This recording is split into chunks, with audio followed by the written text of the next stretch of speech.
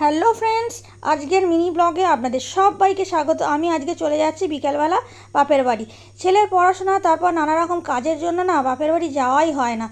কাছে বাপের বাড়ি, তার সত্ত্বেও নানা রকম কারণবশত প্রায় 2 মাস বাদে আমি যাচ্ছি। অথচ আগে খুব ঘন ঘন যেতাম, সেটা আর যাওয়াই হয়ে ওঠে না। আর এটা হচ্ছে বাপের বাড়ি যাওয়ার সকালে, মানে পরের দিন। আমাদের উঠোনে অনেক ফুল গাছ আছে, সেগুলো কি সুন্দর ফুল ফুটে আছে, সেই জন্য আমি একটু ভিডিও করে নিলাম। সকালবেলা মা সব কাজ করার পর স্নান করে নেয়, তারপরে কিন্তু পুজো করে নেয়। এটা কিন্তু মাকে আমি ছোট্টবেলা থেকে দেখে আসছি।